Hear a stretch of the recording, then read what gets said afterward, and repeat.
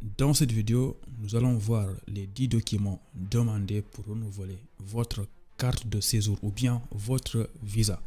Donc franchement, c'est une vidéo très importante. Je t'invite de rester jusqu'à la fin. Même si tu n'as pas encore le visa, regarde parce que tôt ou tard, ça va t'aider. Il faut savoir que en ce mois de juillet ou bien au mois d'août-septembre, c'est les mois où beaucoup d'étudiants étrangers en France commencent à paniquer parce que leur visa ou bien leur carte de séjour va bientôt expirer. Voilà, donc on conseille avant de commencer à voir les documents, c'est que si vous avez un visa, s'il vous plaît, qui va expirer au mois d'août, n'attendez pas au dernier moment pour penser au renouvellement. Il faut le faire 1 ou 2 mois avant parce que renouveler un visa ou bien une carte de séjour, ça prend beaucoup de mois parfois ou bien plusieurs semaines. Donc, pour contextualiser les choses, avant de commencer à voir les documents, quand tu déposes ton visa dans ton pays, au Cameroun ou bien en Côte d'Ivoire, ils t'ont demandé des documents pour déposer le visa. Et bien, quand tu arrives en France, tu vas faire la même chose. Pour renouveler ton visa ou bien pour avoir une carte de séjour, il faut que tu fournisses des documents. Et c'est exactement ce qu'on va voir dans cette vidéo-là. Les gars, on va commencer par le premier document. Donc là, devant moi, j'ai mon écran pour voir la liste de tous les documents. Le premier document, il vous faut votre titre de séjour ou votre visa qui va expirer. En gros, aujourd'hui, disons que tu es en France, tu as fait 1 année ou bien 2 années et que tu as envie de renouveler ton visa ou bien ta carte de séjour. Eh bien, tu as besoin de ta carte actuelle ou bien de ton visa actuel qui va expirer. Eh bien, ce document-là, ton visa ou bien ta carte de séjour-là, tu vas scanner ça au format PDF, recto verso, parce que n'oublie pas que le renouvellement, tu vas le faire en ligne. Donc, tu scannes ça, tu gardes ce document-là à côté. Voilà, ton visa ou bien ta carte qui va expirer bientôt, recto verso. Deuxième document, photographie d'identité. Attention, on parle des petites photos pour faire par exemple le permis ou bien renouveler une carte de séjour. Attention, c'est pas n'importe quelle photo. Il y a des gens qui sont là pour faire ces photos-là. Et moi, ce que je vous conseille, si vous avez envie d'avoir des photos demandées pour renouveler votre carte de séjour, c'est d'aller souvent dans les gares ou bien en centre-ville. Si vous ne savez pas comment faire, vous posez la question. Vous dites carrément que vous voulez des e-photos pour renouveler votre carte de séjour. Et ces gens-là, ils savent de quoi vous parlez.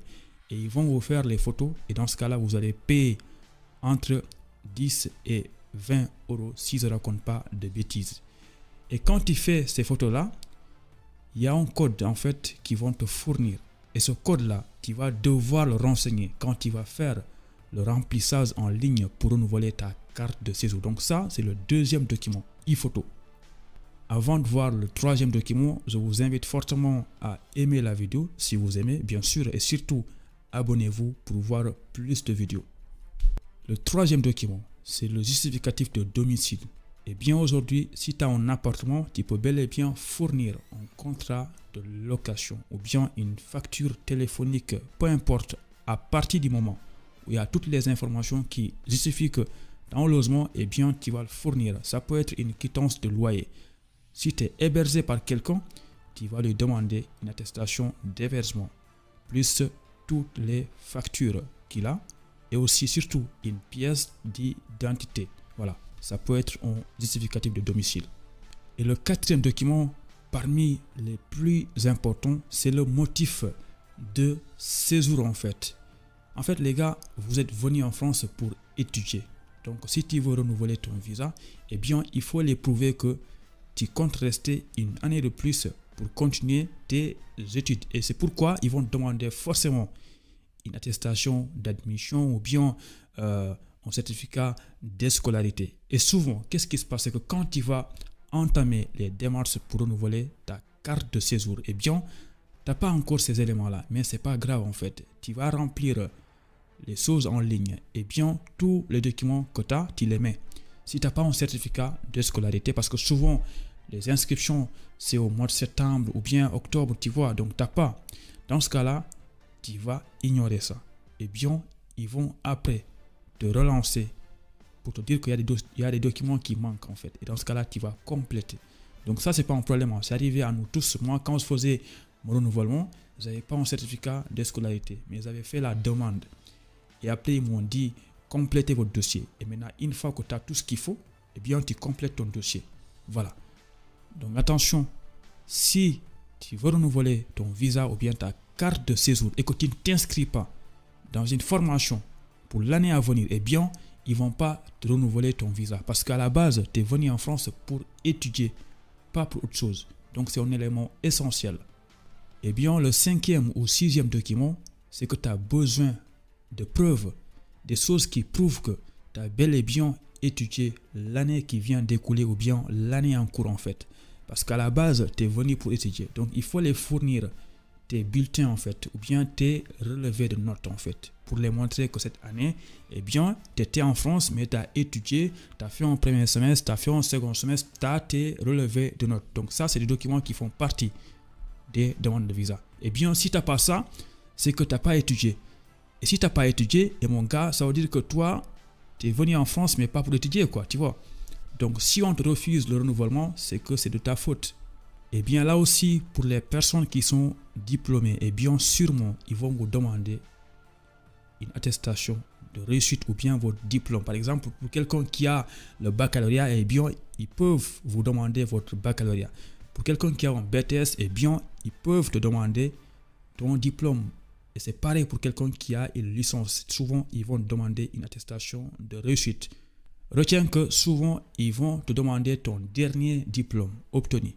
Même si tu es en L2, c'est possible qu'on te demande ton baccalauréat. Si tu es en master et que tu n'as pas encore le master, c'est possible qu'on te demande une attestation de licence. Eh bien, les gars, un autre document demandé, et pour moi, le document qui fatigue beaucoup d'étudiants, c'est concernant vos capacités financières, les ressources. Et là, les gars, quand tu déposais ton visa dans ton pays, le Gabon ou bien le Sénégal, je ne sais pas où, mais on t'avait forcément demandé un garant. Et bien là aussi, c'est pareil, ils vont te demander un garant. Mais là, il y a un avantage en fait. C'est que contrairement quand tu étais dans ton pays où là, tu ne pouvais pas fournir des bulletins de salaire à toi parce que tu ne travaillais pas, mais là, quand tu arrives en France et que tu as envie de renouveler ton visa ou bien ta carte de séjour, eh bien, si tu avais un job étudiant et que ce job étudiant-là te rapportait minimum 615 € par mois, eh bien, tu peux bel et bien renouveler ton visa ou bien ta carte de séjour avec ces documents-là. Eh bien, si tu as un CDI, un contrat, eh bien, tu travailles, par exemple, tu gagnes 615 ou bien 700 ou 800, eh bien, tu vas tout simplement fournir le contrat avec les 3 derniers bulletins de salaire, eh bien, tu vas renouveler avec ça. Mais souvent, ce qui se passe, c'est qu'il y a beaucoup d'étudiants qui arrivent et qui ne travaillent pas. N'oubliez pas, je vous avais conseillé dans une dernière vidéo que si vous avez un garant qui vous a aidé à déposer votre visa, quand vous arrivez en France, il ne faut pas oublier cette personne parce que tôt ou tard, cette personne peut vous aider en fait. Eh bien, si tu as envie de renouveler un visa et que tu ne travailles pas, tu as besoin d'un garant. Tu as besoin d'une personne qui va te faire une prise en charge, qui va te fournir ses bulletins de paye. Tu vois, donc c'est essentiel. Après, si tu n'as pas tout ça, tu peux bel et bien avoir un compte en banque et que tu as beaucoup d'argent dans le compte. Disons que tu as 7 380 €. Eh bien, tu vas fournir une attestation qui prouve que tu as une somme d'argent qui te permet de continuer à étudier en France une année de plus. Tu vois. Donc, dans tous les cas, ce qu'ils veulent, c'est que tu justifies que tu as les capacités financières pour rester encore une année de plus en France. Ils s'en foutent que tout ce qui est passé là. Non, ce qu'ils veulent savoir, c'est est-ce que tu as toujours les moyens de rester en France. Et là aussi, tu peux bel et bien faire une attestation de virement irrévocable. Quelqu'un peut te faire ça. Voilà, je pense que tu as compris dans la partie ressources. C'est obligatoire. Il n'y a pas de non, moi, j'ai pas de garant, j'ai pas de travail. Il faut forcément, pour rester en France, et n'oublie pas, 615 € par mois au minimum. Eh bien, une chose importante, c'est que si tu travailles et que tu ne gagnes pas 615 € par mois, disons que tu gagnes 400 €, tu vois que c'est insuffisant pour renouveler ta carte de séjour, eh bien, tu peux bel et bien chercher un garant pour l'ajouter à ton salaire en fait de 400 € par mois. C'est bien possible de varier les sources de revenus. Là, on vient de voir vraiment tous les documents essentiels qu'on va te demander pour renouveler ton visa. Dans la description, je vais te mettre après le document PDF que tu pourras télécharger, ou bien tu m'envoies un message sur Instagram. Parfois je réponds, mais pas souvent. Voilà, maintenant j'ai des conseils à vous donner que j'ai écrit ici. Conseil, je l'avais déjà dit au début de la vidéo, il faut renouveler votre carte de séjour ou bien votre visa 1 ou 2 mois avant l'expiration, parce que le renouvellement prend du temps. Il ne faut pas attendre à une semaine avant l'expiration et commencer à renouveler. Non, sinon tu vas te retrouver dans une situation où tu es en France illégalement alors que ton visa a expiré, tu vois. Donc, il ne faut pas faire ça. Et le pire, c'est que tu ne pourras pas travailler. Voilà. Une autre chose à comprendre, c'est que même si votre carte expire alors que le renouvellement est toujours en cours, c'est pas grave. Ils vont vous donner une attestation en PDF qui vous permet de continuer à rester en règle en France. Maintenant, vu que ça prend beaucoup de temps, si vous déposez un renouvellement et que ça met 3 mois ou 4 mois, on ne vous répond pas. Souvent, ce qui arrive, c'est qu'il y a des gens qui travaillent, par exemple, avec un contrat en CDI. Et s'ils voient que votre carte de séjour a expiré, ils vont forcément vous envoyer un message, votre employeur, pour vous dire que votre carte a expiré. Est-ce que vous pouvez m'envoyer la nouvelle carte? Et dans ce cas-là, il faut réclamer auprès de la préfecture un document de prolongation. Normalement, ils vont vous fournir ça facilement.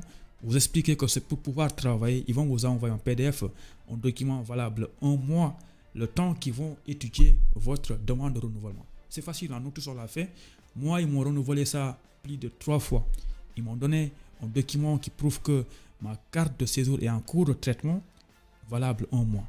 Et avec ça, je pouvais travailler. Et après l'expiration, j'ai aussi fait une autre demande. Ils m'ont renvoyé un autre document de prolongation. Et c'est comme ça que tu vas faire jusqu'à ce que ta carte soit disponible. N'oublie pas, encore une fois, si le traitement dure longtemps, il faut envoyer des mails et ils vont répondre. Donc les gars, merci beaucoup d'avoir regardé la vidéo. N'oublie pas de t'abonner. Et surtout, laisse-moi un petit like et donne ton avis en commentaire. Et il y a une vidéo que j'avais fait où je vous explique comment renouveler votre carte de séjour en ligne.